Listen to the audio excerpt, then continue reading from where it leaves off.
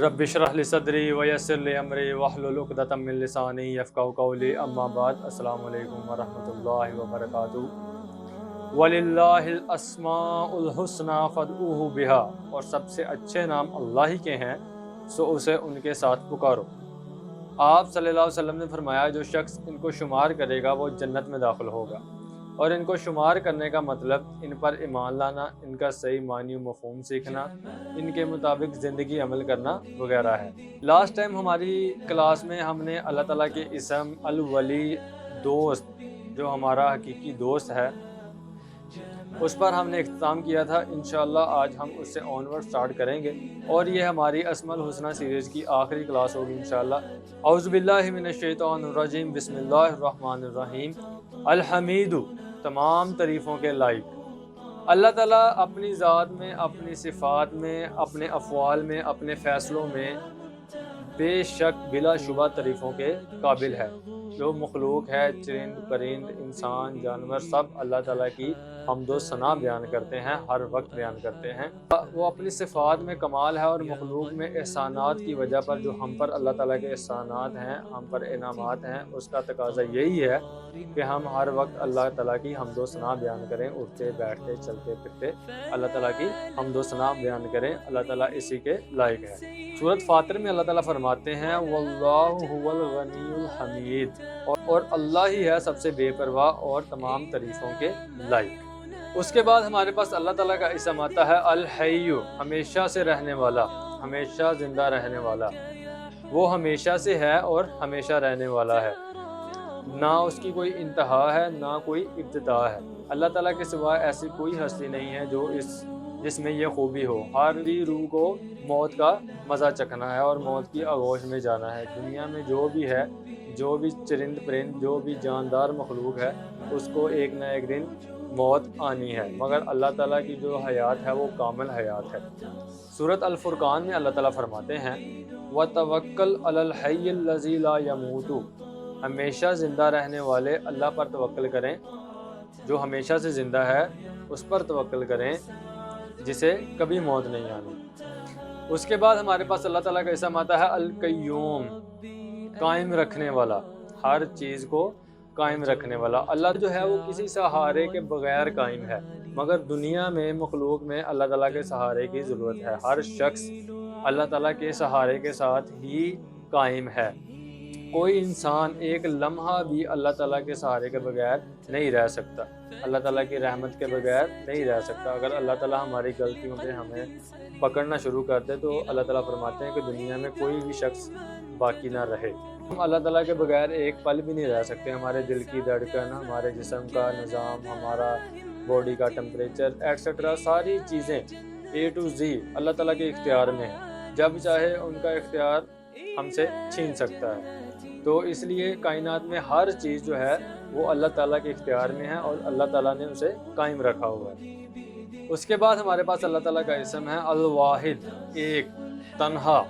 अल्लाह ताला अपनी ज़ात में, अपनी सिफ़ात में यकता है, तन्हा है, उसके साथ कोई शरीक नहीं, इसीलिए वो ही इबादत के लायक है। इसके अलावा और कोई इबादत के लायक नहीं है। यही हकीकी माबूद है, उसके अलावा कोई माबूद नहीं है। सूरत स्वाद में अल्लाह ताला फरमाते हैं, वमा मिन इलाहिन इलाहुम वाहिद अल कहार, और कोई माबूद नहीं मगर अल्लाह, जो एक है और बड़े दबदबे वाला है। उसके बाद हमारे पास अल्लाह ताला का इसम आता है अस-समद, बेनियाज। अस-समद के 3 मायने बयान किए जाते हैं। पहला, वो सरदार जिसकी तरफ लोग अपनी फ़कीरी और मोहताजी दूर करने के लिए जाते हैं, जिसका कोई सरदार ना हो, अल्लाह ताला का कोई सरदार ना हो। दूसरा, जो खाता पीता ना हो। और तीसरा, जिसका पेट ना हो, जो खोखला भी ना हो, जिससे कुछ निकलता ना हो। और अल्लाह ताला पर एट अ टाइम, बैक वक्त, ये तीनों जो हैं मायने वो सादिक हैं, सच्चे हैं, पूरे उतरते हैं। सूरत इखलास में अल्लाह ताला फरमाते हैं अल्लाहु समद, और अल्लाह ही बेनियाज है। उसके बाद हमारे पास अल्लाह ताला का इसम आता है अल कादिर, कुदरत रखने वाला। कादिर वो ज़ात है जिसका हुक्म राह रास्त पूरी दुनिया पर चलता है, बगैर किसी वास्ते के, बगैर किसी वसीले के। وہ جو چاہے کر سکتا ہے، اس پر کسی کا کوئی نہ زور ہے نہ قدرت ہے، اللہ تعالیٰ ہی قدرت رکھنے والا ہے۔ اس کے علاوہ دنیا کے جتنے بادشاہ ہیں، متکبر شخص ہیں، سب اللہ تعالیٰ کے سامنے حقیر ہیں، بے زور ہیں، کمزور ہیں۔ وہ اللہ ہی ہے جو ہر چیز پر قادر مطلق ہے۔ سورۃ الطارق میں اللہ تعالیٰ فرماتے ہیں بے شک وہ انسان کو لٹانے پر یقیناً قادر ہے، یعنی اللہ تعالیٰ ہر چیز پر قادر ہے۔ اللہ تعالیٰ ہماری جانوں پر، ہمارے دل کی دھڑکنوں پر، اے ٹو زی، اوپر سے لے کر نیچے تک پوری مخلوق، نارتھ ساؤتھ ایسٹ ویسٹ، ہر چیز پر اللہ تعالیٰ کی قدرت ہے۔ اللہ جب چاہے، جسے چاہے، جیسے چاہے، جہاں چاہے موت دے دے، اٹھا لے، جو بھی اللہ تعالیٰ کر سکتے ہیں، کوئی اس سے پوچھنے والا نہیں۔ اس کے بعد ہمارے پاس اگلا اسم ہے الاول الآخر، سب سے پہلے سب سے بعد۔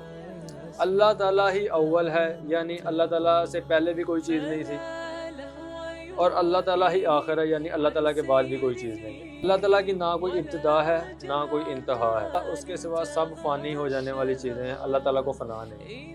نبی کریم صلی اللہ علیہ وسلم کی ایک دعا کے الفاظ ہیں، آپ صلی اللہ علیہ وسلم فرماتے ہیں اے اللہ تو ہی اول ہے، تجھ سے پہلے کوئی شے نہیں، اے اللہ تو ہی آخر ہے، تیرے بعد کوئی شے نہیں۔ یعنی اللہ تعالیٰ ہی اول ہے، اللہ تعالیٰ ہی آخر ہے، نہ اللہ سے پہلے کچھ تھا نہ اللہ کے بعد کچھ تھا۔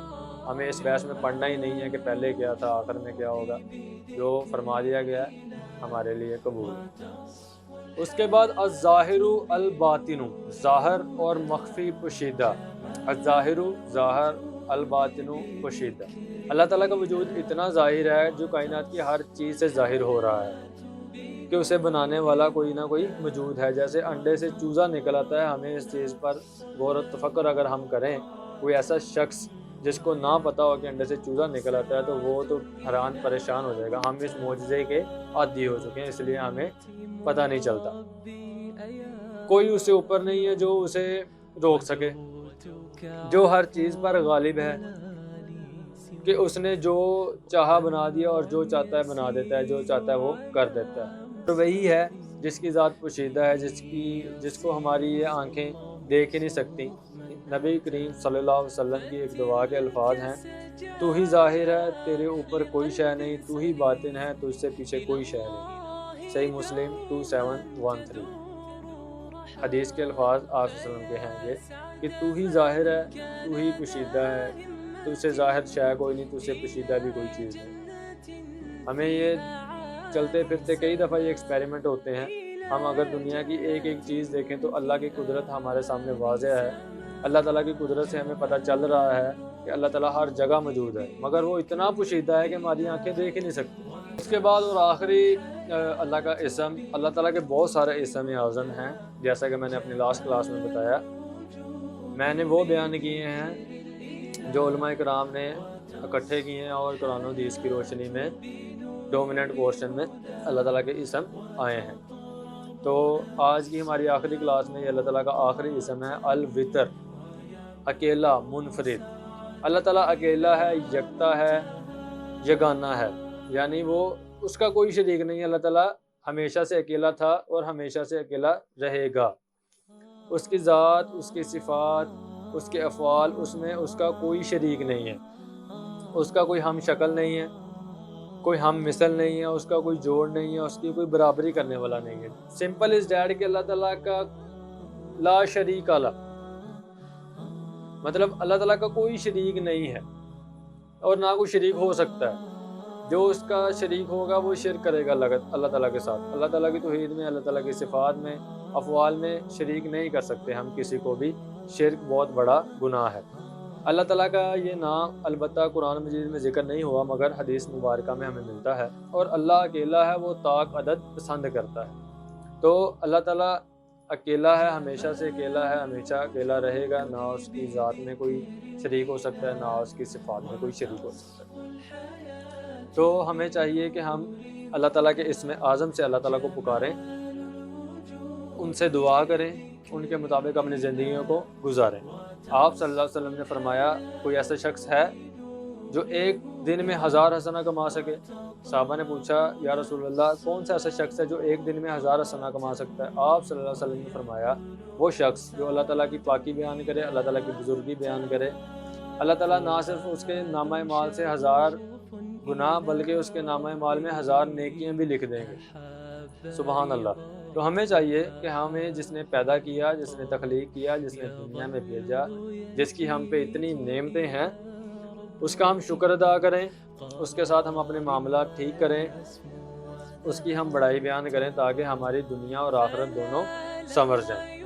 سبحانک اللہم و بحمدک، اشہد ان لا الہ الا انت، استغفرک و اتوب الیک، وما علینا الا البلاغ المبین۔ جزاکم اللہ خیر۔